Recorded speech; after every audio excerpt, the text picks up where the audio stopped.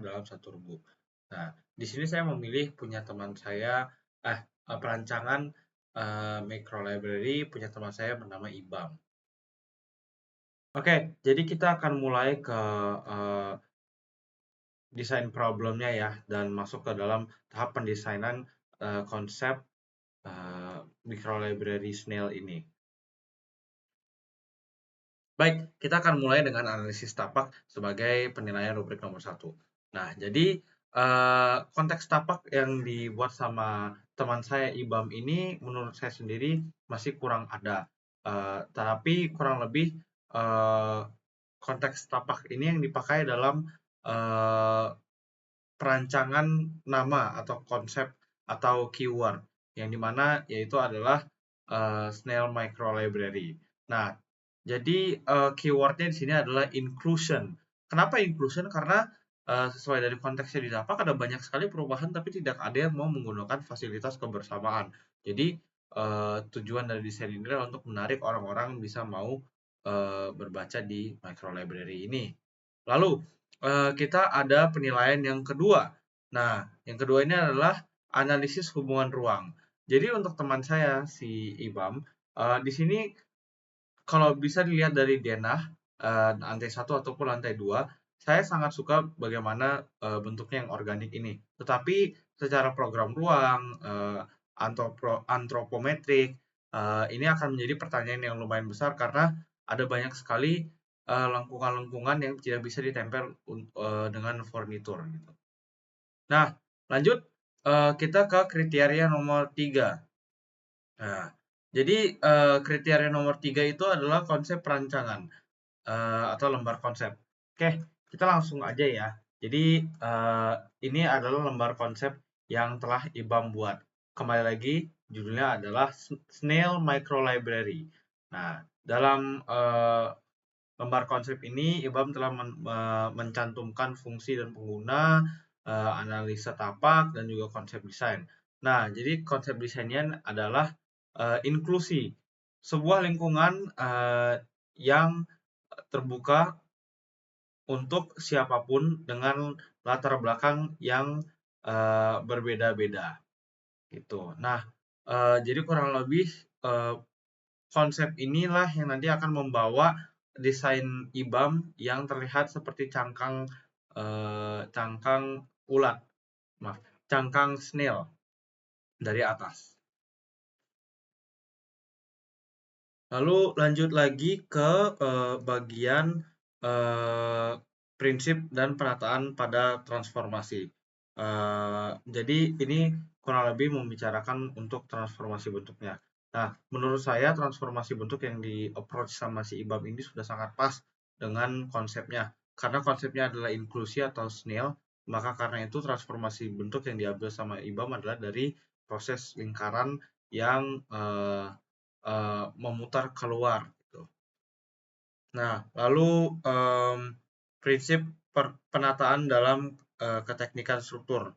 Nah, jadi untuk keteknikan struktur ini adalah part yang sangat krusial dan bagi saya ini sepertinya masih sangat kurang untuk menjelaskan apakah struktur ini kokoh atau enggak. Seperti yang bisa dilihat pada gambar potongan ataupun gambar tapak ataupun gambar denah, di situ kurang kelihatan seperti gording dan kaso. Lalu juga ini kan bangunan yang melingkar ya.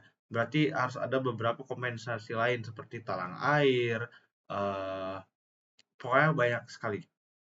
Nah, di sini pun juga kuda-kuda atap sepertinya belum terlihat. Jadi eh, saya bisa ambil kesimpulan yang ini belum jadi olahan tapaknya.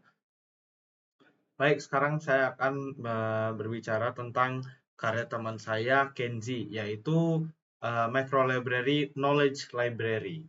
Nah, jadi untuk gambaran sedikit saja tentang karya teman saya ini, dari apa yang saya baca, Knowledge Library ini memiliki konsep desain yang lebih dibawa ke scientific dan di mana library ini mengumpulkan banyak sekali data-data dan buku-buku yang interesting untuk anak-anak bisa pelajari gitu untuk hal-hal yang berhubungan dengan scientific future. Nah, jadi langsung saja kita berdiskusi ke rubrik yang bagian satu, yaitu analisis konteks tapak. Jadi kalau untuk penjelasan analisis konteks tapak, dia ini saya kurang tahu jelas apa masalah yang diambil dari konteks tapak tersebut sampai dia bisa mendesain atau keluar dengan konsep tersebut. Tapi yang pasti di sini saya bisa melihat pada rencana tapak atau lembar site plan bahwa Kenzi bisa membuat eh, tapak ini dan perancangannya memiliki sumbu simetris. Nah, di sisi lain, rubrik yang nomor kedua sekarang, analisis pengelompokan dan hubungan massa atau zoning. Nah, beda dari punyanya si Ibam, sepertinya punya Kenzi ini memiliki zoningan yang lebih rapih dan lebih tertata. Menurut saya zoningan yang ini lebih kelihatan di mana masa tersebut ditaruh dan juga di mana entrance-nya datang dari mana gitu. Nah, lalu ada yang ketiga, yaitu konsep perancangan. Jadi kembali lagi seperti yang tadi saya katakan di awal, konsep perancangan micro library si Kenzi ini sedikit berbeda dari punya IBAM. Kalau punya IBAM adalah tentang inklusi di mana anak-anak diajak untuk eh, bisa mau membaca.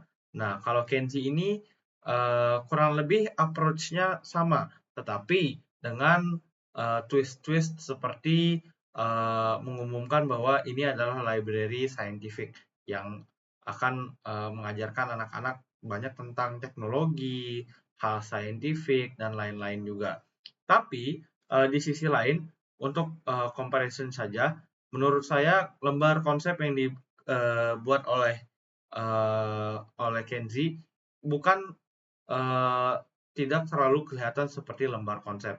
Ini lebih ke site inventory karena bagian-bagian yang dijelaskan adalah latar belakang, habis itu ada juga kondisi tapak, zonasi tapak, transformasi bentuk dan lain-lain.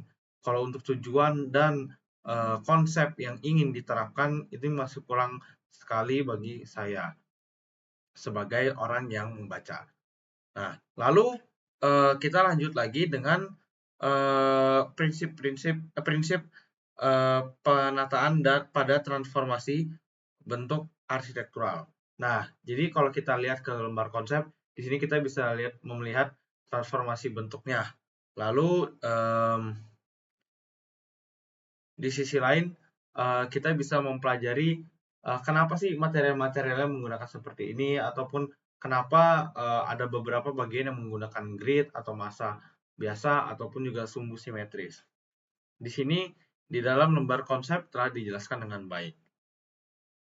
Nah, lalu down to the final bit, kita akan berbicara tentang prinsip penataan dan keteknikan struktur. Nah, jadi beda dengan yang punyanya si Ibam, struktur pada gedung Kenzi ini hampir sangat benar karena kembali lagi masalahnya adalah Gording sama Kaso ini kurang kelihatan pada tampak perspektif, lalu juga potongan bangunan ini masih kurang kelihatan apa yang bisa menahan atap besar itu berdiri lama gitu.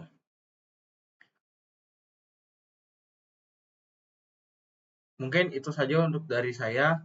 Sekian dan terima kasih.